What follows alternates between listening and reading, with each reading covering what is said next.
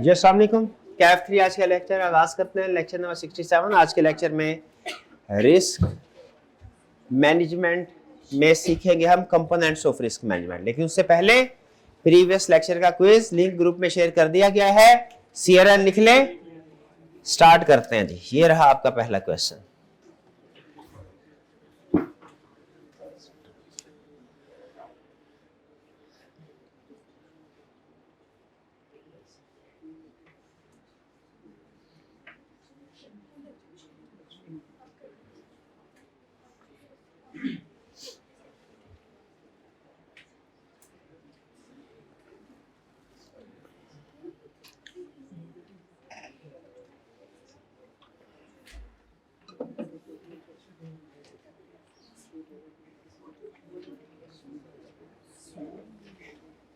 कुछ bad happen हो सकता है। पॉसिबिलिटी क्या कहलाती है? Risk.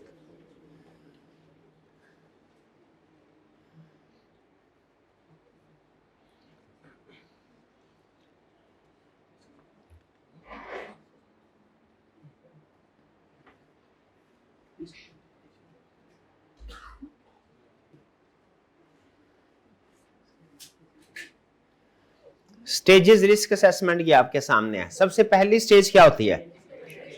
Risk identification.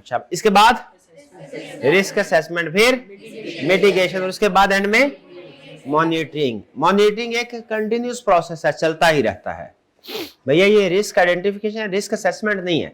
Risk assessment तो नेक्स्ट स्टेज होती है ना, जिसमें हम डिसाइड करते हैं कि कौन से वाला रिस्क हाई है, कौन सा लोअर, कौन सा मॉडरेट।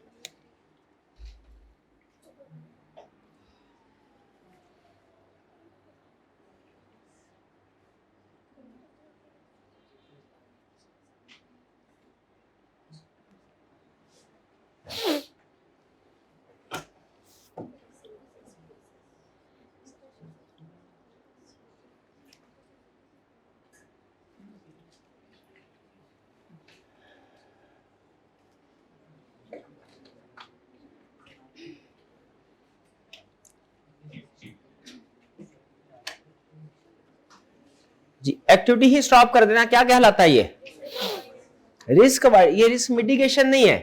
मिटिगेशन में तो हम डिफरेंट कंट्रोल्स अप्लाई करके उसका इंपैक्ट कम करने की कोशिश करते हैं। रिस्क मिटिगेशन, मिटिगेट मतलब रिड्यूस करना। ये रिड्यूस नहीं, इसको तो बिल्कुल खत्म ही किया जा रहा है।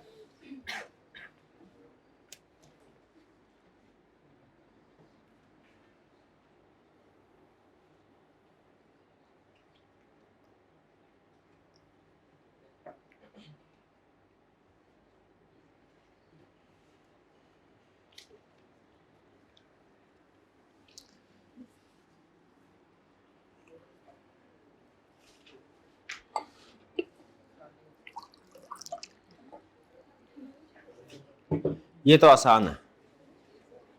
ये भी अगर कोई ना कर सका तो उसे चैप्टर दोबारा पढ़ना चाहिए।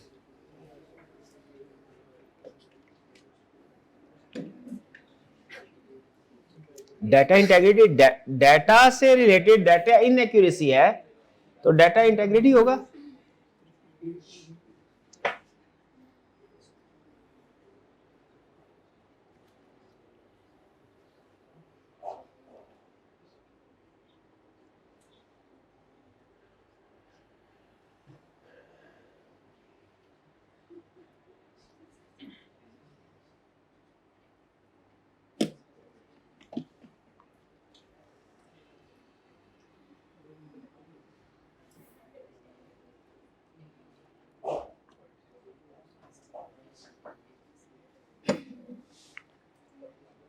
क्या है जी? ये मॉनिटरिंग एंड रिव्यू।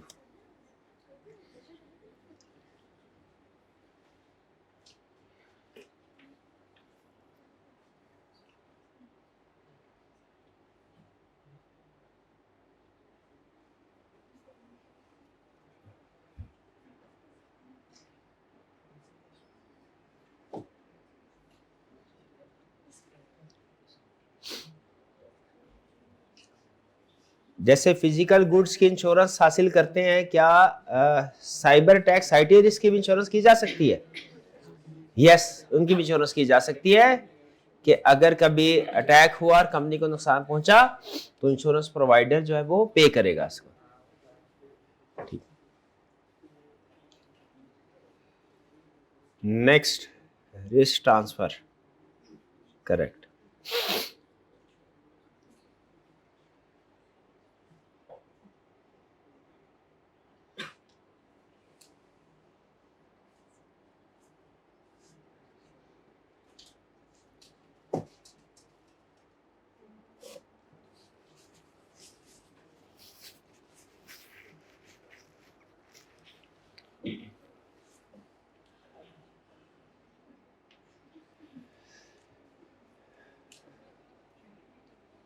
कौन सा ऑब्जेक्टिव फैक्ट हुआ?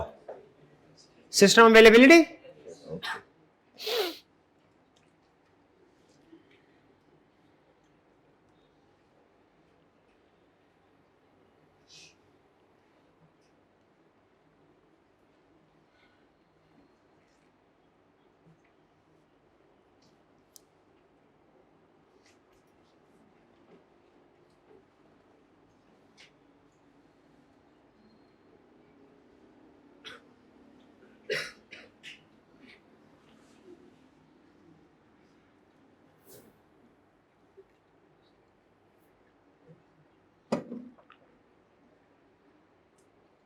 रिस्क की मेजरमेंट करना क्या है? Risk assessment.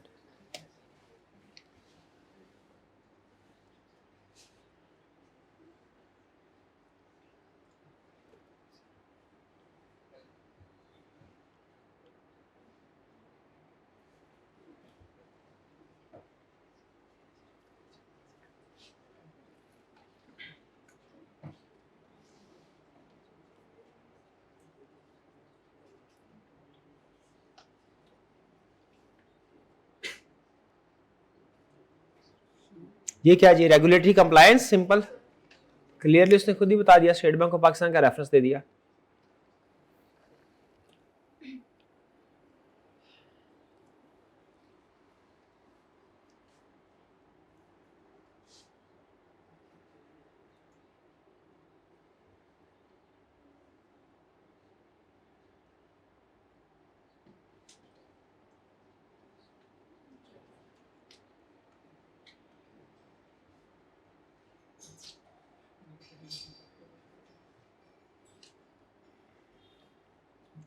मुझे लग रहा है फर्स्ट, थर्ड और फोर्थ तीनों करेक्ट है। सेकंड नहीं करेक्ट, डुप्लीकेशन होगी नंबरिंग की।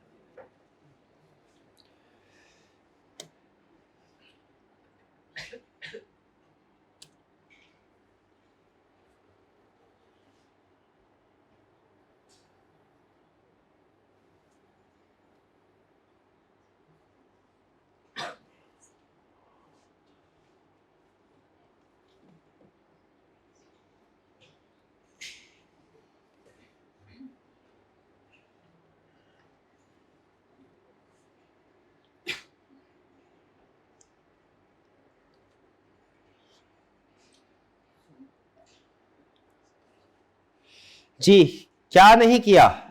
Risk assessment. क्या नुकसान होगा इसका?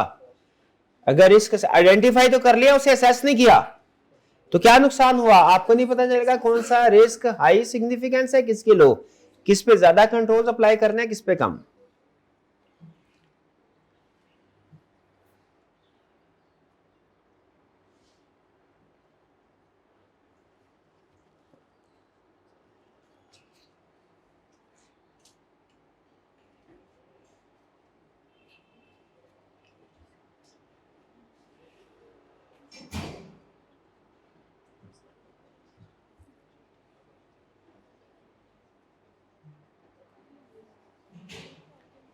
जी, ये ट्रीटमेंट क्या कहलाएगा? रिस्क एक्सेप्टेंस के, रिस्क एक्सेप्ट किया, मिटिगेशन नहीं कुछ किया तो है ही नहीं, कोई कंट्रोल्स नहीं अप्लाई किए।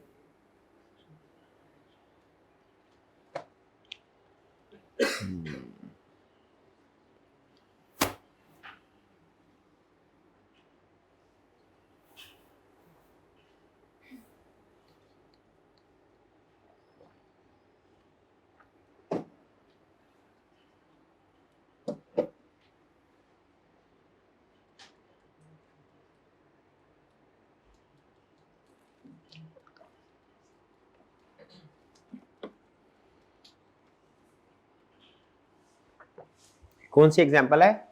बिजनेस का। ये जो ऑब्जेक्ट इसको बोल रहा है, object struck Amazon web service data centre, ये ऑब्जेक्ट्स पता क्या थे? ये ईरान के मिसाइल थे जो यूएई के लगाए डाटा सेंटर पे अटैक किया था, ये उसकी। तो उस सिचुएशन में जब सर्विसेज डिस्टर्ब हुई तो क्या किया इन कंपनीज ने? दूसरे डाटा सेंटर पे कन्वर्ट हो गए। ये बिजनेस कंटिन्यूटी की एग्जांपल है।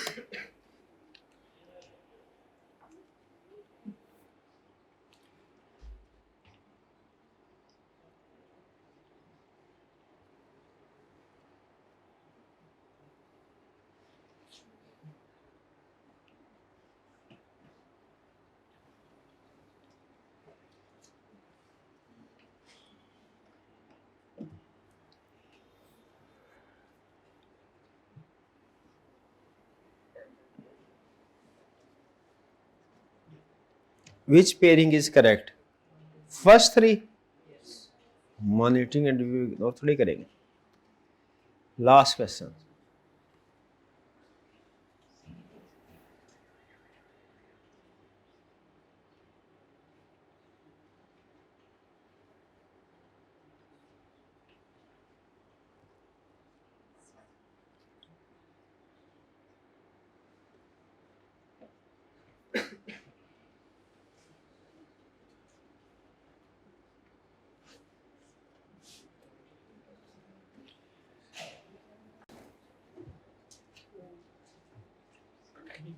जी, रिस्क ट्रांसफर रिस्क को रिमूव करता है?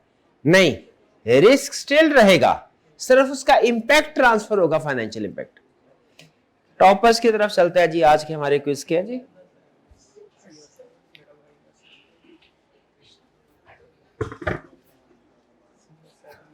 First position, second position, third position किधर है? हाइब्रिड में है। Third, fourth position, fifth, sixth, seventh, eighth position किधर है? हाइब्रिड क्लास किधर है? ऑनलाइन हो। नाइन्थ पोजीशन, नाइन्थ वाले किधर है? नाइन्थ वाले, टेंथ, शाबाश। चलिए अब चलते हैं हम आज के प्रीवियस लेक्चर में से कोई क्वेश्चन पूछना चाहते हो तो पूछ लीजिए। नहीं पूछना? क्यों नहीं पूछना? क्वेश्चन पूछ ले, समझ आई। असाइनमेंट कितने स्टूडेंट्स ने किया है भैया? पास असाइनमेंट कितने? संडे को सारी असाइनमेंट करेंगे, है? संडे को सारी असाइनमेंट रोज करनी होती है, संडे को करेंगे सारे। कितने हाथ में कितने स्टूडेंट ने असाइनमेंट किया? ऑनलाइन वाली असाइनमेंट।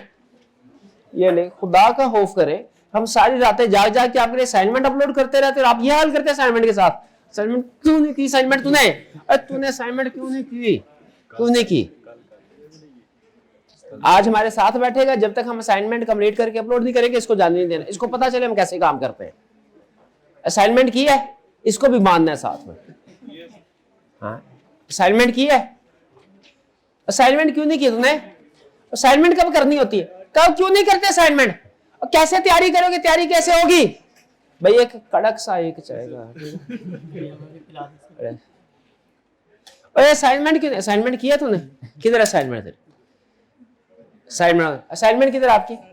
असाइनमेंट क्यों नहीं की? किसने करनी है असाइनमेंट? कब करेंगे असाइनमेंट? क्यों नहीं करते आप असाइनमेंट भाई? असाइनमेंट की है। अच्छा, कोई पूछता है आजकल क्या कर रहे हो तो क्या कहते हैं? क्या कर रहा हूं मैं? सीए कर रहा हूं, ऐसे बोलते हैं। क्या कहते हैं? मैं सीए करने की कोशिश कर रहा हूं। क्या आप कह रहे हैं मैं जो कर रहा हूं वो सीए नहीं है, ऐसा कहते हैं? असाइनमेंट की है तूने? वो किधर असाइनमेंट दिखा? ऑनलाइन की असाइनमेंट? हाँ दिखाओ, शाबाश। आपका ग्रुप और असाइनमेंट कर ले, सुभान अल्लाह। असाइनमेंट की है? नहीं की, वो मान गया ना साथ वाला। असाइनमेंट किधर दिखा भाई? शरीफ आदमी इधर की असाइनमेंट देख, कल वाली असाइनमेंट किधर है भाईजान आपके? असाइनमेंट डेली करनी होती है, आपकी क्यों नहीं समय लगती आपको? अगर रिटर्न असाइनमेंट नहीं भी मिली, ऑनलाइन वाली असाइनमेंट तो करें, मर्जी है आपकी। और कल के लेक्चर में कोई प्रॉब्लम नहीं है, सब ठीक है। ये फिशिंग क्या होती है? फिशिंग हाँ, फिशिंग से जहन में क्या आता है, वो जैसे मछली, जैसे ये बाकी उसी से कंसेप्ट दिया गया। फिशिंग का मतलब ये है जैसे वो मछली पकड़ने के लिए टांगा होता है, कांटा सा होता है, कांटा उसके अंदर कोई चारा डालते हैं, मछली जैसे ही उसने से चक मारा है, क्या करता, जो भी उसको कहते हैं, काटा उसने, तो क्या होता है, कांटा मछली फंस जाती है, अब नहीं ना निकल सकती। उसी तरीके से कोई ना कोई हैकर ये मछली के कांटे की तरह कोई ऐसी चीज आपको ईमेल में भेजता है, एसएमएस में भेजता है, उसे देखते ही दिल करता है फौरन क्लिक कर दो, और जैसे ही आपने उसको क्लिक किया यानी चेक मारा उसको, क्या होगा, वो सारे का सारा सिस्टम आपका हैक हो जाएगा और आपको पता भी नहीं चलेगा, क्योंकि सिस्टम इसमें ये नहीं होता। देखिए कुछ वायरस ऐसे होते हैं जो आपके सिस्टम के काम करने को रोक देते हैं, आपका सिस्टम आपके लिए अवेलेबल नहीं रहता। कुछ जैसे मेलवेयर होते हैं ना, मलेशियस सॉफ्टवेयर, मेलवेयर किसकी है, मलेशियस प्लस सॉफ्टवेयर, दोनों को मिलाए तो क्या बनता है, मेलवेयर। तो मेलवेयर ऐसे होंगे जो आपके सिस्टम के ऑपरेशन को डिस्टर्ब करेंगे। फिशिंग अटैक ये नहीं कर रहा, वो क्या करेगा, चुप करके आपकी सारी कॉन्फिडेंशियल इंफॉर्मेशन उधर पहुंचा देगा। हैकर कहता है हमें आपका लैपटॉप बंद करने से क्या फायदा, हमें तो आपके जो क्रेडिट कार्ड इंफॉर्मेशन स्टोर की हुई है ना, आपने जो ईमेल पासवर्ड स्टोर किए हुए हैं, हमें वो मिल जाए, हमें उसका फायदा है। तो फिशिंग अटैक समझे। तो कोई भी इससे बचने का क्या तरीकाकार है, भाई कोई भी अननोन सोर्स से ईमेल आए, मैसेज आए, आपने उसके ऊपर क्लिक, कोई भी इमेज आए, कोई भी डॉक्यूमेंट हो, पीडीएफ हो, इमेज हो, इसके ऊपर क्लिक नहीं करना, चाहे कुछ भी लिखा हो, चाहे ये क्यों ना लिखा हो कि इस दफा ये ICAP का आने वाला पेपर है, इसको क्लिक कीजिए, तो बस फिर रिस्क लेना पड़ेगा, लेने। तो समझ आ गया फिशिंग क्या है, मेलवेयर क्या है। इसके अलावा कोई क्वेश्चन, कोई क्वेश्चन बकजी। हाँ, क्रोम ब्राउजर में पासवर्ड सेव ना करें तो फिर कहां करें, हाँ बिल्कुल, फिर कहां करें, क्रोम की बजाय आप कुछ और, ये ऐसी सर्विसेज मिलती है, जैसे ये मैंने, ये देखिए ये सॉफ्टवेयर है ना, ये अब मैंने अपने क्रोम पे जो सॉफ्टवेयर है, क्रोम पे भी सेव कर सकते हैं ना, ये किधर होता है, ये इधर कहीं पे, कहाँ आता है, एक्सटेंशन में, एक्सटेंशन मोर टूल्स में है, हाँ जी, ये यहाँ पे कहीं सॉफ्ट, लेकिन यहाँ पे मैं पासवर्ड जो है उसको सेव नहीं करता। ये है पासवर्ड एंड ऑटोफिल, ये है Google password manager. Google password manager पे मैं पासवर्ड सेव ये है, लेकिन ये बहुत पुराने और ये मैं चेंज कर चुका हूँ। इसकी वजह, क्योंकि कोई भी पर्सन आपके कंप्यूटर को हैक करेगा ना, तो ऑटोमेटिकली ये आपके कंप्यूटर को लॉगिन भी करे, वो इसकी आपको पता है एक क्लिक के इन सब की एक्सेल फाइल बन जाती है, सारे लॉगिन और क्या यूजर नेम है और क्या पासवर्ड है। किसी भी पर्सन को आप अपना लैपटॉप देंगे 5 मिनट के लिए, वो 1 मिनट के अंदर आपके जितने भी लॉगिन पासवर्ड हैं उस सब की फाइल बना के अपने आप को व्हाट्सएप कर देगा, और उसके बाद फिर आपके पास कहीं से भी अटैक कर एक्सेस कर सकता है, अगर आपने मल्टी फैक्टर ऑथेंटिकेशन ऑन ना की हुई तो, ठीक है। तो इन केस अब मुझे चांस है अपनी तरफ से, मैं सबसे बड़ा कंट्रोल क्या है, मैं ऐसी वैसे किसी वेबसाइट के ऊपर को एक्सेस ही नहीं करता, सिर्फ रिलायबल वेबसाइट पे जाना होता है, ठीक है। दूसरा कंप्यूटर भी रखा हुआ है ठीक है। तो नहीं, बात का कभी ऐसा होता है कि रिसर्च करनी होती है ना, तो आपको डिफरेंट वेबसाइट पे क्लिक करना होता है, जब कोई सर्च करते हैं, आप रिसर्च कर रहे होते हैं, तो उस पर्पस के लिए फिर दूसरा। तो यहाँ पे क्या किया, फिर यहाँ पे पेड सॉफ्टवेयर लिया, मैंने बताया था ना, ये 7-8 हजार में पूरे साल का मिल जाता है एंटीवायरस, लेकिन इनके अब चलते हैं क्या डील्स चलती हैं, हाँ बाकी चलते हैं। तो यहाँ पे इनका अलग से एक है ये पासवर्ड मैनेजर, ये इनका, ये नॉर्टन का पासवर्ड मैनेजर है। ये पासवर्ड ये एक्सेस नहीं कर सकते डायरेक्ट, विंडो वाला एक्सेस कर सकते हैं, जो भी मेरे कंप्यूटर को एक्सेस करेगा, मेरे विंडो पे जो भी पासवर्ड सेव होंगे आसानी से एक्सेस कर, ये एक्सेस नहीं कर सकेगा। क्यों, इसको पहले ओपन करना पड़ेगा अलग से, इसके अलग ऑथेंटिकेशन है, इसके कंट्रोल्स अलग से हैं। तो पासवर्ड मैनेजर जो है वो गूगल की बजाय कोई और वाला प्रीमियम पासवर्ड मैनेजर यूज कर लें, वो ज्यादा बेहतर है, ठीक है, क्योंकि जाहिर है हमने वेबसाइट्स पे जब जाना होता है तो हर दफा इतने पासवर्ड याद रख नहीं सकते हम, और पासवर्ड भी मुश्किल होते हैं। वो अपना जो आईडी कार्ड नंबर है वो नहीं बड़ी मुश्किल से याद होता है, तो ये कैसे? तो इसके लिए बेहतर है कि गूगल की बजाय कोई और पासवर्ड यूज कर लें। बहरहाल चलिए आगे चलते हैं। नेक्स्ट भाई आज के लेक्चर की तरफ चलें। आज का लेक्चर क्या है हमारा? की components of IT risk management. IT risk management के की कंपोनेंट्स क्या हैं? कंपोनेंट्स पहले सुन लीजिए क्या है। 6 कंपोनेंट्स हैं। पहला कंपोनेंट है आपने रिस्क को आइडेंटिफाई करना है। ये आपको कल जो हमने कंसेप्ट पढ़ा था ना, कल उसने ब्रीफ इंट्रोडक्शन कुछ दिया था रिस्क असेसमेंट, आज उसको डिटेल में स्टडी कर रहा है। आपको यूं लगेगा आज कि कल के लेक्चर को आप फर्दर डिटेल में स्टडी कर रहे हैं आज। तो कह रहे हैं कि जो पूरे का पूरा आईटी रिस्क मैनेजमेंट की एक्टिविटी है, पूरी की पूरी कौन सी एक्टिविटी? आईटी रिस्क मैनेजमेंट की जो पूरी की पूरी एक्टिविटी है, इसके कितने कंपोनेंट्स है, कितने पार्ट्स हैं, कितने फेजेस हैं, वो ये बता रहा है भाई। 6 फेजेस। भाई कौन कौन से फेजेस हैं? वैसे असल में 4 ही हैं, बाकी तो 2 एडिशनल उसने बताया। पहला रिस्क आइडेंटिफिकेशन। जरा गैस करें इसमें क्या होता होगा? रिस्क आइडेंटिफिकेशन में रिस्क को ढूंढा जाता है, देखा जाता है कि हमारे बिजनेस से रिलेटेड कितने। आज के क्विज में था ना, उसने सारे डिपार्टमेंट्स को इकट्ठा करके मीटिंग की थी और कहा था बताओ भाई लिस्ट डाउन करो कौन कौन से रिस्क है। पहले रिस्क को आइडेंटिफाई करें, फिर क्या करें? उसके बाद रिस्क को असेस करें। असेस करने का मतलब क्या है? कि डिसाइड करें कि कौन सा रिस्क ज्यादा सीरियस है और कौन सा रिस्क कम सीरियस है। पहले सारे रिस्क को आइडेंटिफाई करके लिस्ट डाउन करना, फिर उन रिस्क की असेसमेंट करना, मतलब कैटेगराइजेशन करना कि कौन सा रिस्क हाई है और कौन सा रिस्क लो है। फिर उसके बाद क्या करना? रिस्क के हाई और लो होने के हिसाब से उसकी मिटिगेशन स्ट्रेटजीज डिसाइड करना कि अब इस रिस्क को कैसे हैंडल किया जाए। क्या करना? मिटिगेशन स्ट्रेटजीज डिसाइड कर। ये बहुत अहम एरिया है मेरा ख्याल है, पर इस लर्निंग ऑब्जेक्टिव के अंदर सबसे अहम पार्ट यही है, रिस्क मिटिगेशन और रिस्पॉन्स स्ट्रेटजी। एक ये और एक ये रिस्क एवेल्युएशन वाला, risk mitigation and response strategy. फिर इसके बाद क्या है? नेक्स्ट है जी रिस्क मॉनिटरिंग। यानी आपने एक दफा डिसाइड कर लिया, रिस्क ढूंढ लिए, उनको हाई लो में क्लासिफाई कर लिया, उन पे कंट्रोल्स भी अप्लाई कर दिए, क्या इलाज है? Mitigation strategy. अब क्या उनके ऊपर फर्दर नजर रखनी चाहिए कि क्या ये जो कंट्रोल्स अप्लाई किया ठीक काम कर रहे हैं, क्या फर्दर कोई चेंज करने की जरूरत है? तो फिर एक कंटिन्यूअस प्रोसेस होता है हमारा रिस्क मॉनिटरिंग का। रिस्क मॉनिटरिंग की जाए। फिर वैसे तो ये सब कुछ आपने परफॉर्म कर दिया, अल्लाह करे सारी चीजें बेहतरीन चलती रहे, लेकिन वो कहते हैं कि होप फॉर द बेस्ट और be prepared for the worst. तो वर्स्ट सिचुएशन के लिए प्रिपेयर्ड रहे।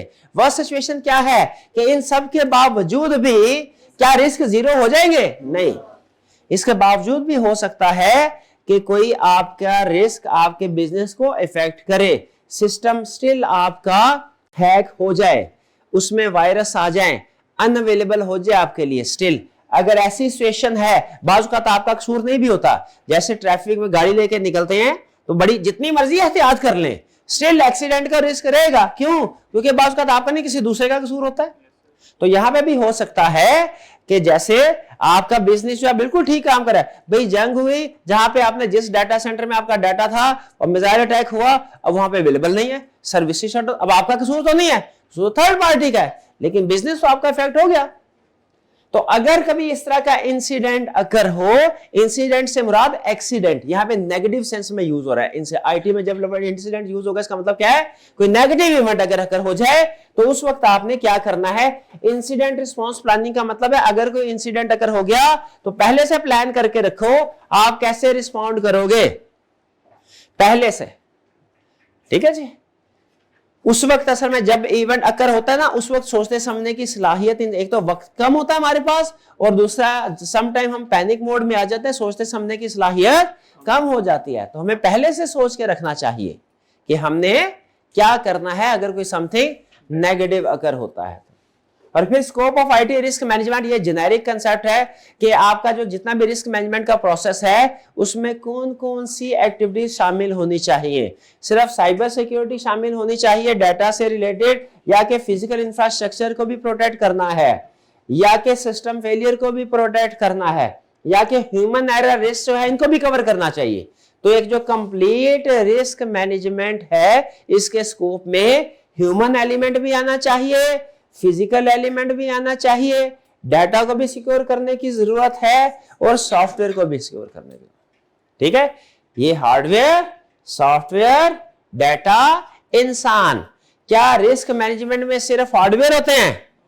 क्या आईटी रिस्क मैनेजमेंट में सिर्फ सॉफ्टवेयर होते हैं? सॉफ्टवेयर इफेक्ट हो सकते हैं? नहीं।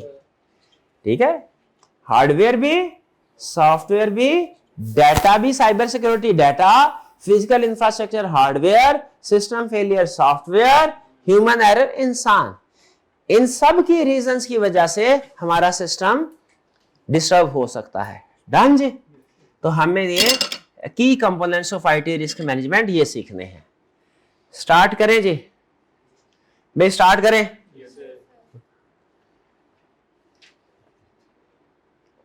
सबसे पहले क्या करना है? रिस्क आइडेंटिफाई करने हैं। क्या करना है? पहला कंपोनेंट कौन सा है रिस्क मैनेजमेंट का? आइडेंटिफाई करो। भाई रिस्क कैसे आइडेंटिफाई करे? कह रहा टेक्निक सुन लो, रिस्क वर्कशॉप कंडक्ट करवाओ। रिस्क वर्कशॉप क्या, जो भी क्वेश्चन में आई थी, क्या कह रहा है? डिफरेंट डिपार्टमेंट्स की टीम को इकट्ठा बताओ और हर डिपार्टमेंट में जो जो रिस्क हो सकते हैं वो डिस्कस करो। इससे रिस्क आइडेंटिफाई हो जाएंगे कि नहीं होंगे? ये क्या है? Risk workshop. और क्या तरीका है? Threat modelling. थ्रेट मॉडलिंग का मतलब क्या है कि बैठ के सोचो क्या क्या गलती हो सकती है, हैकर बन के सोचो। थ्रेट मॉडलिंग का मतलब क्या है? खुद अपने सिस्टम को प्रोटेक्ट करने के लिए हैकर बन के सोचो कि अगर हम हैकर हो तो हम किस किस तरीके से अटैक करें। ये क्या है? Threat modelling. Imagine how a hacker could attack the system. Hacker बन के सोचो। बड़ी बड़ी फर्म्स के अंदर दो तरह की टीम्स होती हैं, एक रेड टीम, एक ब्लू टीम। रेड टीम का पर्पस होता है कि इसी सिस्टम को हैक करना है, और ब्लू टीम का पर्पस होता है इस सिस्टम को बचाना है। तो रेड टीम हालांकि कंपनी का हिस्सा होती है, लेकिन वो अटैकर बन के, हैकर बन के सोचती है कि किस तरीके से हम इसको अटैक करें। टारगेट ये होता है। ठीक है, बात का तो कुछ कंपनीज भी इनाम रखती है कि अगर किसी ने हमारा सिस्टम ब्रेक किया तो हम उसको $1 लाख इनाम देंगे। ठीक है, जैसे बात का कुछ एंटीवायरस कंपनी ये कहती है आप हमारा एंटीवायरस इंस्टॉल करें, अगर इसके बावजूद भी वायरस आपके सिस्टम को अफेक्ट किया आपको $2 लाख तक इनाम देंगे, हम कंपनसेशन करेंगे, अगर हमारे एंटीवायरस इंस्टॉल करने के बावजूद भी आपके सिस्टम को वायरस ने अटैक कर लिया। अब ये जाहिर है इसके पीछे उनकी अपनी वर्किंग और अपडेट करते हैं सिस्टम को। तो ये थ्रेट मॉडलिंग क्या है? कंपनी के अंदर ही कुछ लोग हैकर बन के सोचेंगे सिस्टम को कैसे अटैक किया जा सकता है। ऐसे चोर से बचना, चोर की सोचना पड़ेगा कैसे कैसे हो सकता है, फिर वहां पे ब्लॉग लगाने होंगे। और थर्ड क्या है? हिस्टोरिकल इंसिडेंट एनालिसिस, के पास्ट में जो जो इंसिडेंट हो चुके हैं वो देखा जाए क्या है, ताकि उनका तोड़ निकाला जाए। मुझे सिर्फ एक चीज बताया, हिस्टोरिकल इंसिडेंट एनालिसिस में हमें सिर्फ अपनी कंपनी में जो इंसिडेंट अकर हुए हैं वो देखने चाहिए कि इंडस्ट्री में दूसरी कंपनी के साथ भी एनालिसिस करना। तो बताइए ये सारी टेक्निक्स की क्या रिस्क आइडेंटिफाई हो जाएंगे? कौन कौन सी टेक्निक? रिस्क आइडेंटिफिकेशन स्टेज में क्या होता है? रिस्क ढूंढते हैं, उनकी लिस्ट बनाते हैं, क्लासिफिकेशन तो नहीं करते। नहीं, कैसे रिस्क ढूंढेंगे? सारे workshop, threat modelling, incident history. Okay, risk बन गए, सारे लिस्ट बन गई। अब क्या करना है? अगला स्टेप रिस्क आइडेंटिफाई। ये 3 फेजेस ऑफ रिस्क असेसमेंट है, इसको काट दीजिएगा, छोड़ दे। ये फेज 1 रिस्क, इसको भी काट दीजिए, सिर्फ ये रिस्क वैल्यूएशन रहने दे, बल्कि इसका नाम रिस्क असेसमेंट, बल्कि सारी बात छोड़े। ये यहां से लेके या ये सारा काट दीजिए, ये सारा काट। उसने इसके अंदर भी इसको भी शामिल कर लिया है, इसको भी शामिल, भाई वो अलग है, उसको इसके अंदर शामिल करने की क्या जरूरत है? छोड़ दें। इसमें सिर्फ एक ही काम होगा रिस्क असेसमेंट में। क्या? आपने जो इधर रिस्क आइडेंटिफाई कर लिए हैं उनको क्लासिफाई करना है। किसमें क्लासिफाई करना है? रिस्क की क्लासिफिकेशन किस बेस पे होती है? इम्पैक्ट और प्रोबेबिलिटी। प्रोबेबिलिटी का मतलब ये लाइक्लीहुड कि अकर हो सकता है कि नहीं। रिस्क की क्लासिक फेज्ड कंपोनेंट 2 में क्या करना है, रिस्क की असेसमेंट करनी है, रिस्क असेस करना है। क्या मतलब कि रिस्क कितना सीरियस है, मोर सीरियस के लेस सीरियस। ये जो हम असेसमेंट करेंगे, रिस्क असेसमेंट किस बेस पे होगी, प्रोबेबिलिटी और इम्पैक्ट। एक डायग्राम बनाई जाती है practically, risk assessment matrix, risk matrix. Risk matrix क्या होता है,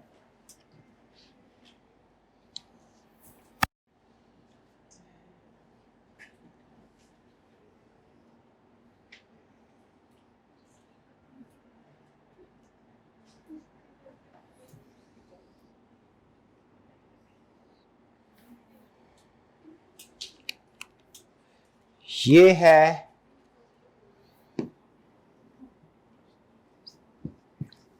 प्रोबेबिलिटी और ये है इम्पैक्ट। प्रोबेबिलिटी क्या हो सकती है, लो भी हो सकती है, हाई भी हो सकती है। इम्पैक्ट क्या है, लो भी हो सकता है, हाई भी हो, यानी ये 2x2 का मैट्रिक्स बनता है। कुछ थ्रेट्स आएंगे, कुछ हमारे जो रिस्क हमने आइडेंटिफाई किए हैं उनका प्रोबेबिलिटी भी लो होगी, इम्पैक्ट भी लो होगा। जैसे स्पेलिंग एरर किसी कॉन्ट्रैक्ट में, चांस भी कम है गलती होने का, इम्पैक्ट भी कम है। ठीक है, तो ये इसमें क्या होगी, हमारी असेसमेंट लो होगी। यहां पे सारे जो रिस्क आएंगे, रिस्क इसमें फाइनल रिस्क असेसमेंट, ये दो पैरामीटर्स हैं, इनको सामने रखते हैं रिस्क। और अगर कहीं पे इम्पैक्ट भी हाई है, प्रोबेबिलिटी भी हाई है, इम्पैक्ट भी हाई है, जैसे बैंक में है तो हैकर्स का अटैक प्रोबेबिलिटी भी हाई है, फेवरेट होता है हैकर्स का, और अगर कामयाब हो गया तो इम्पैक्ट भी हाई है, तो इसको किधर क्लासिफाई करेंगे, हाई वाले में।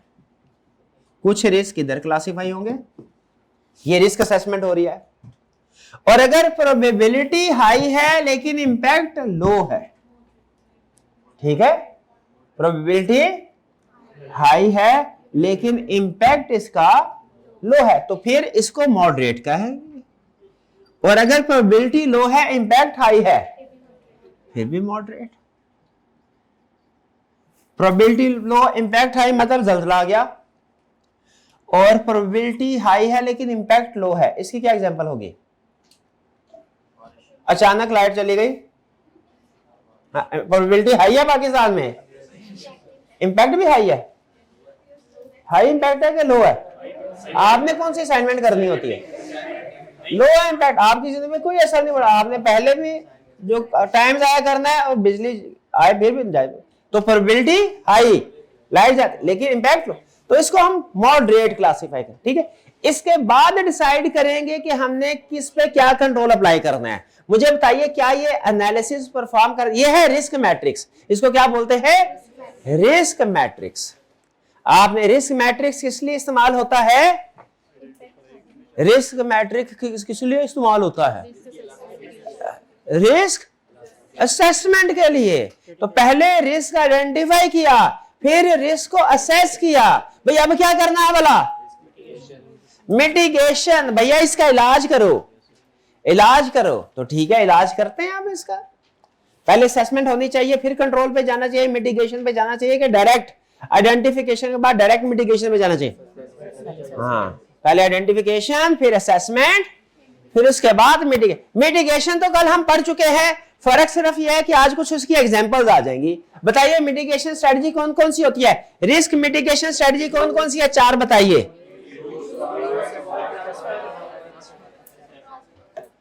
रिड्यूस करना, अवॉइड करना, ट्रांसफर करना, एक्सेप्ट करना।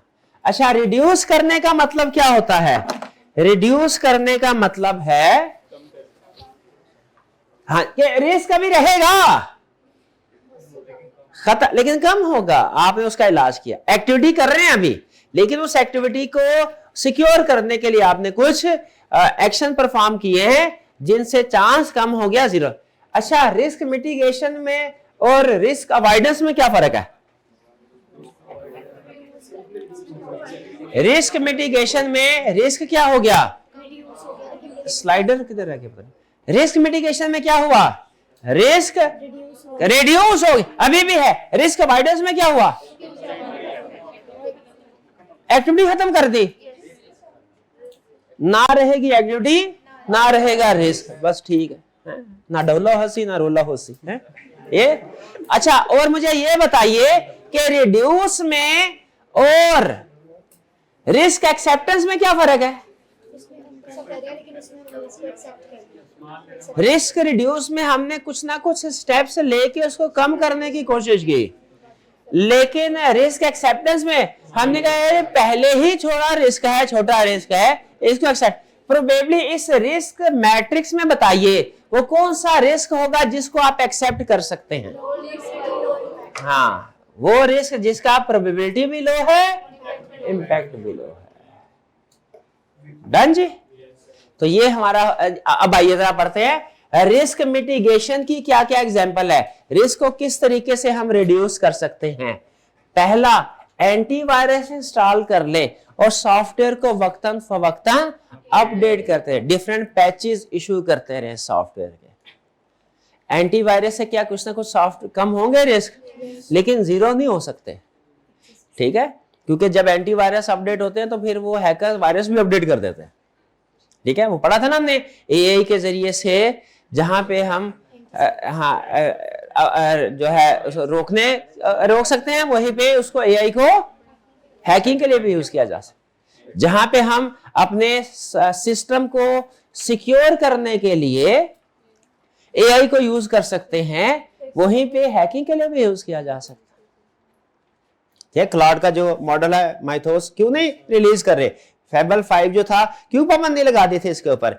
हालांकि ये इतने यूजफुल है कि आपके सिस्टम के अंदर जो बग्स होंगे, जो सिक्योरिटी लैब्स होंगे, वो आसानी के साथ आइडेंटिफाई कर सकते हैं। वो जो बड़ी बड़ी कंपनी के 20-20 साल से बग्स आइडेंटिफाई नहीं हुए, वो आइडेंटिफाई कर सकते हैं। लेकिन उनकी यही एबिलिटी अगर गलत हाथों में चली जाए तो नेगेटिव भी है, इस वजह से रोका उसको कि कहीं ऐसा ना हो हैकर्स भी ये बग्स आइडेंटिफाई कर लें।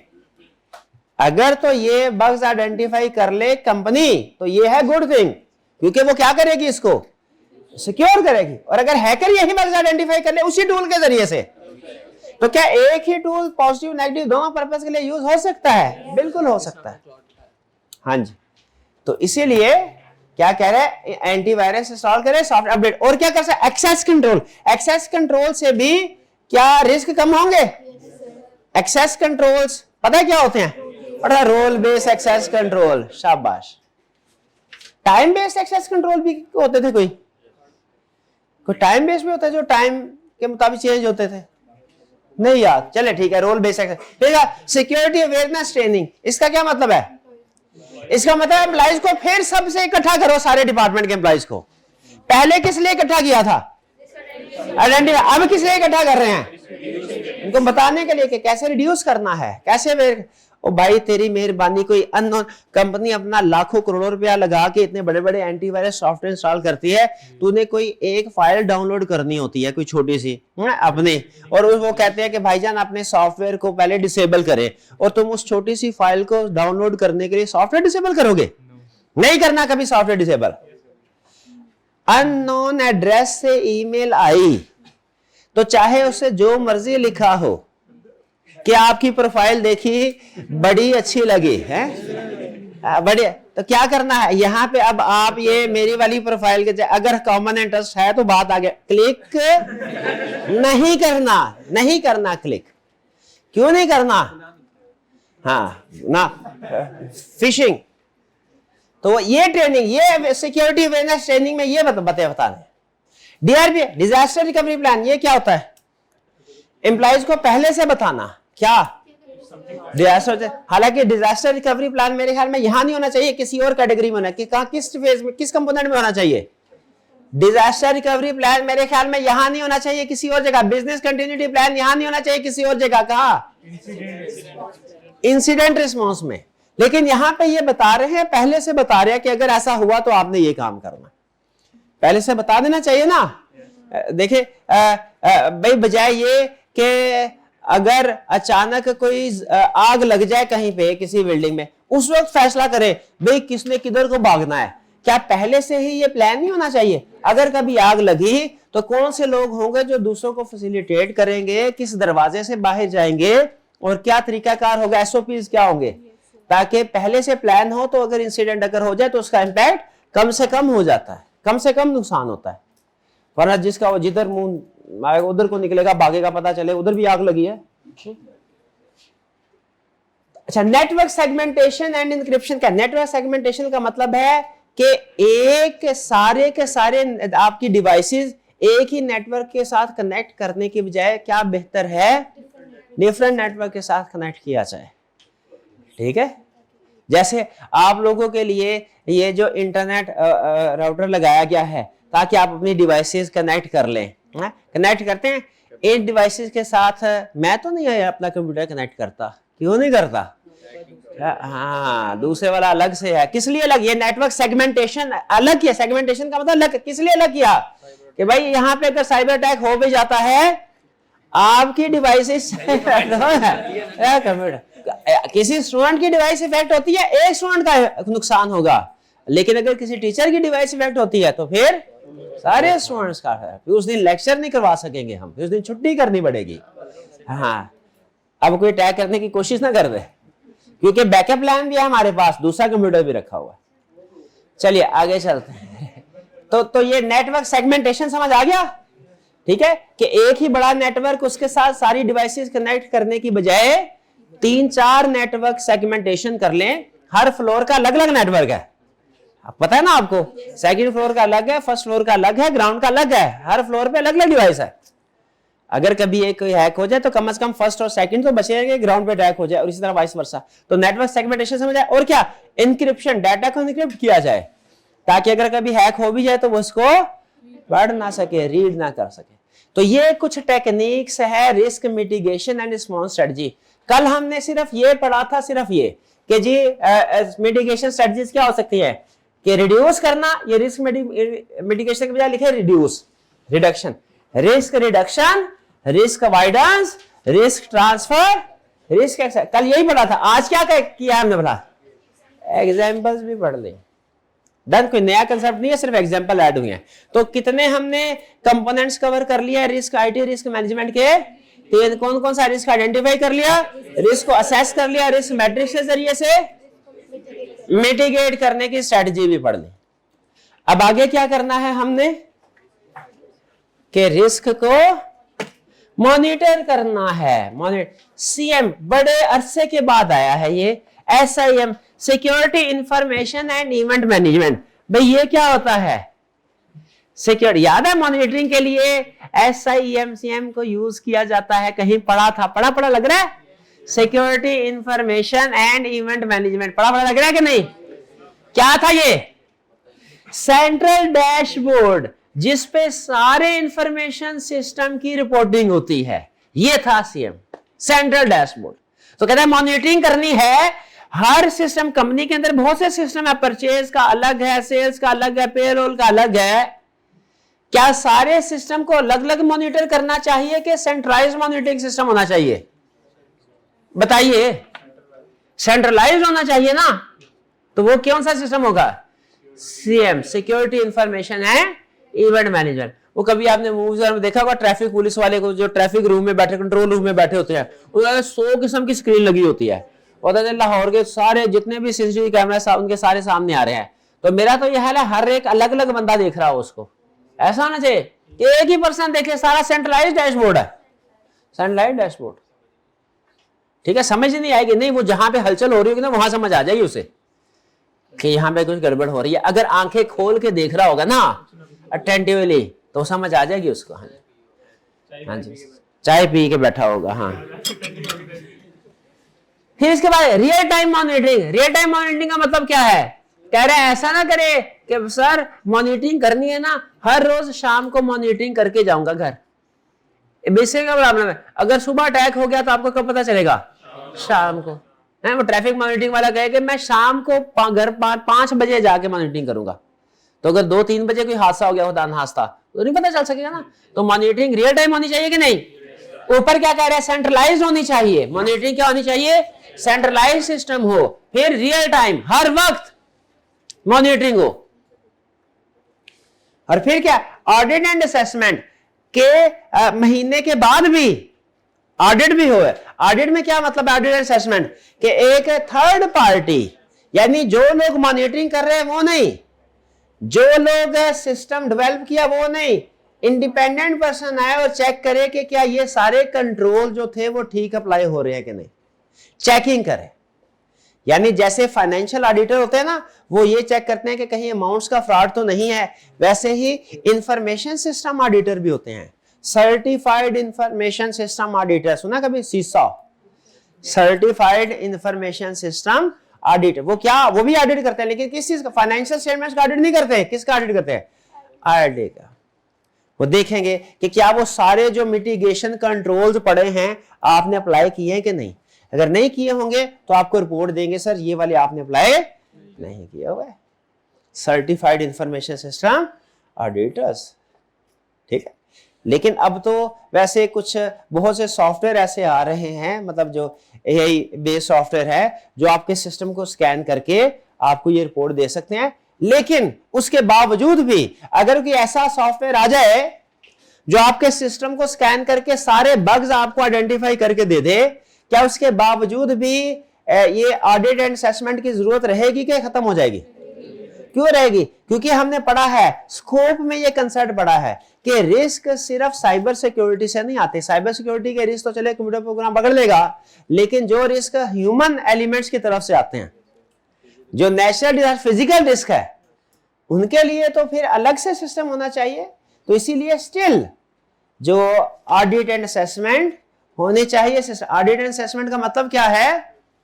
कोई थर्ड पार्टी आएगी, वो हमारे सारे सिस्टम को चेक करेगी, सिर्फ आईटी वाला सिस्टम के, फिजिकल भी के, ह्यूमन सोर्स वाला, ह्यूमन एलिमेंट्स वाला भी, सारे सिस्टम को चेक करके बताएगी सर किस किस जगह पे आपके सिक्योरिटी फीचर सेटिस्फैक्ट्री है, कहां पे डाउन है, और किस रिकमेंडेशन के जरिए से आप पूरा कर सकते हैं।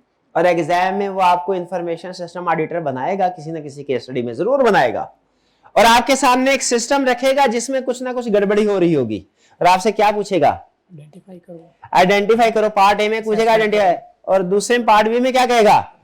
रिकमेंडेशन भी दो कैसे इसको ठीक करना है। तो रिस्क मॉनिटरिंग समझ आ गए?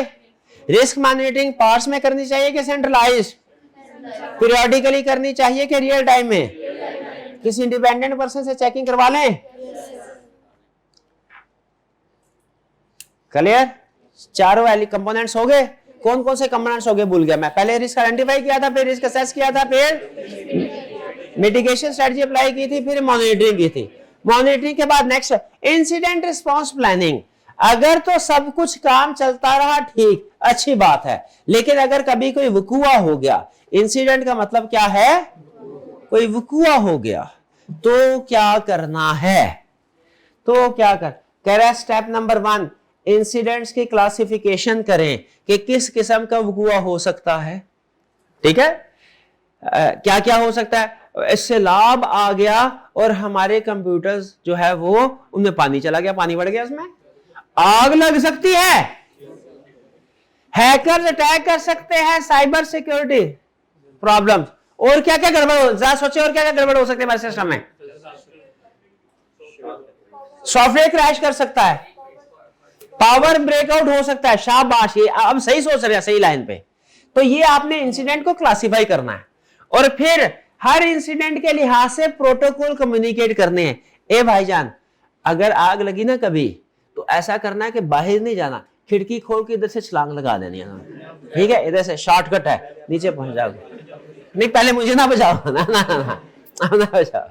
ठीक है? हाँ जी, मैं इस वाली गली के रास्ता है, दूसरी बिल्डिंग में जाता है, जो इधर से चला जाऊंगा। नहीं, सीढ़ियों में तो आग लगी है, सीढ़ियों में तो आग लगी हुई। अच्छा, नहीं देर, मुझे कोई जल्दी नहीं है, ना नीचे पहुंचने की ना ऊपर पहुंचने की। तो कम्युनिकेशन प्रोटोकॉल क्या है? ये इंस्ट्रक्शन देना रेलिवेंट टीम मेंबर्स को कि अगर डिजास्टर हुआ तो किसने क्या करना है। वो आपने सुना होगा वो कराची का वाकया, वो कोई शायद शॉपिंग प्लाजा था पिछले साल, आग लग गई थी, तो दुकानदारों तक को नहीं पता था कि वो किस तरफ से सेफ एग्जिट है। बहुत से दुकानदारों को, क्यों, वो कभी प्रोडक्ट कम्युनिकेशन किए नहीं, कहीं गई होगी उनको, ठीक है। तो दुकानदार कस्टमर्स को बचाते बचाते, बहुत से ऐसे वाकये कस्टमर उन्होंने कहा हम खुद को बाद में बचाएंगे, कस्टमर को बचाते, लेकिन बेचारे कस्टमर भी चंद एक नहीं बच सके। और वो तो ये क्या है कि कम्युनिकेशन करना चाहिए सबको। अगर इवेंट अगर हुआ, इस तरह का इंसिडेंट अगर होता है तो उस सूरत में क्या करना है, कैसे बचना है। पोस्ट इंसिडेंट रिव्यू, जब उसके बाद इंसिडेंट के बाद चले, जो कुछ भी हो गया, जो नुकसान थोड़ा बहुत होना था हो गया, कुछ बच गया, तो हमने देखना है रिव्यू, किस वजह से ये इंसिडेंट हुआ, जिस वजह से इंसिडेंट हुआ क्या ये हमारे किसी ना किसी सिस्टम में वीकनेस की निशानी है। रिव्यू करने के बाद रिपोर्टिंग करें, डायरेक्टर्स को बताएं और डॉक्यूमेंट करें। एक रिस्क रजिस्टर बनाएं जिसमें सारा कुछ लिखा हो, सारा कुछ लिखा हो क्या कि हमारी कंपनी को कौन कौन से रिस्क फेस करने पड़ रहे, यानी कह रहे हैं वो जितने भी रिस्क थे ना आपके, जितने भी रिस्क, उसको प्रॉपर डॉक्यूमेंट करें, एक रजिस्टर मेंटेन करें। जैसे आप एसेट्स का रजिस्टर मेंटेन करते हैं ना, कंपनी के अंदर यही एसेट्स हैं, जैसे एम्प्लॉइज का रजिस्टर मेंटेन करते हैं, कंपनी के अंदर यही एम्प्लॉय काम करते हैं, कहता है वैसे ही रिस्क का रजिस्टर भी मेंटेन करो कि हमारी कंपनी इन रिस्क को फेस कर रही है। कंप्लायंस रिगार्ड, किस रिस्क के जितने भी रिक्वायरमेंट्स थे, प्रोटोकॉल से वो कंप्लाई हो रहे हैं, और कौन सा रिस्क जो है वो कंप्लाई नहीं हो रहा, किस रिस्क को एड्रेस नहीं किया जा रहा। ये हमने सारे इंसिडेंट रिस्पांस प्लानिंग में होंगे। अगर कोई इवेंट अगर होता है बैड, क्या करना है, पहले इंसिडेंट को क्लासिफाई करें, कम्युनिकेशन प्रोटोकॉल सबको बताएं, फिर उसके बाद इसमें वैसे कुछ और भी थे, एक में था कि आप सिमुलेशन भी कंडक्ट करवाते हैं, यानी अगर इंसिडेंट कम्युनिकेशन प्रोटोकॉल कर रहे हैं ना कि भैया इंसिडेंट हुआ तो आपने ये करना है, आपने ये करना है, आप ये करना है, तो फिर किसी दिन अचानक डमी वो इवेंट जो है वो क्रिएट करके देखते हैं कि क्या सारे एज पर प्रोटोकॉल एक्शन कर रहे हैं परफॉर्म के नहीं, सबको पता चल रहा है कि किसे क्या करना था, वो उसने नहीं लिखा। फिर रिपोर्टिंग एंड डॉक्यूमेंटेशन, जो भी रिस्क अकर हुए, इंसिडेंट अकर हुए, उनकी पूरी रिपोर्ट बनाएं, क्यों अकर हुआ, कैसे अकर हुआ, किसका कसूर था। अपने रिस्क रजिस्टर को अपडेट करें अगर आपको पता चलता है कि कोई न्यू रिस्क आइडेंटिफाई हो गया है, और कंप्लायंस रिकॉर्ड मेंटेन करें, कौन से रिस्क जो है वो कंप्लाई हो रहे हैं एज पर लीगल रिक्वायरमेंट्स, और किसको भी फर्दर इंप्रूव करने की जरूरत है इंसिडेंट्स। और लास्ट में क्या है, scope of IT risk management. बताइए जो रिस्क मैनेजमेंट का प्रोसेस है, रिस्क इसके स्कोप में सिर्फ साइबर सिक्योरिटी होनी चाहिए। साइबर सिक्योरिटी का मतलब क्या है, आपका डाटा एट रिस्क है। डाटा किन किन चीजों की वजह से रिस्क हो सकता है, हैकिंग, फिशिंग, मैलवेयर, रैंसमवेयर और distributed denial of services. Hacking का मतलब क्या है, हैकर क्या करते हैं, आपके डाटा को हैक करके तो अनअवेलेबल कर देंगे डाटा, ठीक है, ये हैकर, यानी हैकर जैसे आईकैप की वेबसाइट हैक होगी फॉर एग्जांपल। अच्छा, अगर हैक सिर्फ की जाए डिस्टर्ब करने के लिए तो यह है हैकिंग। अगर हैक करके डाटा लॉक करके पैसे भी मांगे जाए, ये रैंसमवेयर है, ठीक है। अच्छा, और अगर हैक किया लेकिन ना पैसे मांगे, ना ही एक्टिविटीज को डिस्टर्ब किया, बल्कि सिर्फ कॉन्फिडेंशियल स्टूडेंट का सारा डाटा निकाल दिया, ये क्या कहलाएगा, ये फिशिंग। मैलवेयर का मतलब क्या है, ये मैलिशियस सॉफ्टवेयर इंस्टॉल करेगा, मतलब ये आपने कोई गेम इंस्टॉल की और जैसे इंस्टॉल की अब हर 5 सेकंड के बाद कोई ना कोई ऐड चल जाता है। अब ये मैलिशियस, क्या ये गुड सॉफ्टवेयर था, नहीं नहीं नहीं, ये रॉन्ग सॉफ्टवेयर था। तो रॉन्ग सॉफ्टवेयर इंस्टॉल करना जो कि आपको डिस्टर्ब करे, ये क्या कहलाएगा, मैलिशियस सॉफ्टवेयर, मैलवेयर। और denial, distributed denial of services, या इसको डिनायल ऑफ सर्विस टैग का मतलब क्या है कि आपने क्लिक किया किसी सस्पिशियस ईमेल पे या सॉफ्टवेयर पे, तो फौरन आपने देखा होगा बाज़ को हजारों डब्बे बनना शुरू हो जाते हैं, हजारों डब्बे बनना शुरू, आप एक एक करके क्लिक करते हैं, जब तक सबको क्लिक नहीं करेंगे आपका सिस्टम आगे काम नहीं करेगा। कभी ऐसे आपने देखा क्लिक, वो होता है डिनायल ऑफ सर्विसेज, कि आपका सिस्टम आपके लिए ही अवेलेबल नहीं है, ठीक। उसने बस ऐसे हजारों डायलॉग बॉक्सेस ओपन कर दिए जिनको कैंसिल करना आपके लिए मुमकिन नहीं, और जब तक कैंसिल करेंगे तब तक लाखों मजीद भी वो ऐड कर, ये होता है डिनायल ऑफ सर्विसेज, ये भी अटैक होता है। ठीक है, इसके अलावा कुछ और भी टाइप्स हैं, लेकिन बहरहाल जितने सिस्टम में है उन्हीं तक हम रिस्ट्रिक्ट रहते हैं। साइबर सिक्योरिटी समझ आ गया? साइबर सिक्योरिटी रिस्क किन थ्रेट्स की वजह से राइज हो सकता है? ये फिजिकल इंफ्रास्ट्रक्चर को भी रिस्क है क्या? आईटी के फिजिकल इंफ्रास्ट्रक्चर को किन चीजों की वजह से थ्रेट है? Fire, flood, earthquake, theft, server damage. ठीक है, एहतजाज हो रहा था, लोगों को और कुछ नजर नहीं आया, वो एटीएम मशीन को जाके तोड़ दिया, उठा के ले गए। ये फिजिकल इंफ्रास्ट्रक्चर है क्या ये भी पॉसिबिलिटी है? बिल्कुल पॉसिबिलिटी। सिस्टम फेलियर, क्या सॉफ्टवेयर क्रैश हो गया, ठीक है, कंपैटिबल नहीं था। नेटवर्क आउटेज, नेटवर्क अवेलेबल नहीं है, इंटरनेट, वो क्या है, वो शार्क मछली CV4, 5, आजकल फिर वो प्रॉब्लम आई हुई है, सही है ना? ऑनलाइन वाले बच्चों को प्रॉब्लम आ रही होगी कि वो केबल जो है वो समंदर के अंदर से जरिए इंटरनेट ट्रैफिक के लिए जो केबल यूज होती है वो डिस्टर्ब हो गई, ये नेटवर्क आउटेज है। डेटाबेस फेलियर, डेटाबेस अवेलेबल नहीं है, एक्सेस नहीं कर पा रहे। हार्डवेयर फेलियर, एकदम से क्या होता है, वो सिस्टम स्टॉप हो जाता है, रिएक्ट ही नहीं करता, फिर हमें रीस्टार्ट करना पड़ता है? ये हार्डवेयर फेलियर है। क्या सिस्टम नॉट अवेलेबल हो सकता है? हमारा ही सिस्टम हमारे लिए नॉट अवेलेबल हो सकता है, किन रीजन की वजह से? सॉफ्टवेयर क्रैश हो जाएगा, नेटवर्क अवेलेबल नहीं है, इंटरनेट अवेलेबल नहीं है, डेटाबेस नॉट अवेलेबल, कोई एक्शन परफॉर्म नहीं कर सकते। हार्डवेयर फेलियर, हार्डवेयर ने अचानक काम करना बंद कर दे। ह्यूमन एरर रिस्क भी हो सकता है, इंसानों की वजह से आईटी में क्या रिस्क हो सकते हैं? एक्सीडेंटली डिलीटिंग फाइल्स, फाइल जो है वो अचानक से डिलीट हो गई, पता ही नहीं चला, सर मैं तो दूसरी फाइल डिलीट कर रहा था, ये पता नहीं कैसे डिलीट हो गई। Wrong system configuration, wrong system configuration क्या मतलब? विंडो 32 विंडोज पे 64 वाला बिट वाला सॉफ्टवेयर इंस्टॉल कर लिया, कॉन्फ़िगरेशन ठीक नहीं है। Clicking fishing emails, classic problem. क्या करते हैं भाई, जो फिशिंग ईमेल आती है इस पे क्लिक कर देते हैं, कंपनी की लाखों करोड़ों के सिक्योरिटी फीचर्स की ऐसी की तैसी फिर जाती है सिर्फ इस एक हरकत की वजह से। Clicking phishing, sending confidential data to the wrong person, email कर रहे हैं किसी को और जरा सा ABC आगे पीछे हुआ और कॉन्फिडेंशियल डाटा चला गया रॉन्ग पर्सन को। तो ये हमारे ह्यूमन, इंसानों की वजह से तो प्रॉब्लम हो सकती है। तो ये है हमारा रिस्क मैनेजमेंट के कंपोनेंट। थोड़ा सा आज का लेक्चर टेक्निकल था, लेकिन उम्मीद है कि समझ आया होगा। इसमें हमने क्या सीखा कि रिस्क मैनेजमेंट के कितने कंपोनेंट्स हैं। पहला रिस्क आइडेंटिफाई करना, रिस्क असेस करना, मिटिगेशन स्ट्रेटजी और लास्ट मॉनिटरिंग करना। फिर इसके बाद हमने स्टडी किया इंसिडेंट रिस्पांस और फिर स्कोप। स्कोप में क्या पता चला हमें, कौन कौन सी रीजन हो सकती है आईटी सिस्टम को जो अफेक्ट करती हो। क्या सिर्फ साइबर सिक्योरिटी? नहीं, साइबर सिक्योरिटी इश्यूज के साथ साथ फिजिकल इवेंट्स भी ऐसे हो सकते हैं हमारे आईटी इसको अफेक्ट करे। फिजिकल के साथ साथ सिस्टम से रिलेटेड भी, हार्डवेयर भी इफेक्ट हो सकता है, हार्डवेयर इश्यूज भी हो सकते हैं, सॉफ्टवेयर इश्यूज भी हो सकते हैं, डाटा के इश्यूज भी हो सकते हैं, इंसानों के इश्यूज भी हो सकते हैं। ठीक है, फिशिंग मेल पे क्लिक करोगे कभी? करोगे व्हाट्सएप पे मैसेज आएगा, क्लिक करोगे? पक्की बात है, चाहे जो मर्जी लिखा हो। Okay good. मिसकॉन्फ़िगरेशन का मतलब यह है कि सॉफ्टवेयर की कंपैटिबिलिटी होती है।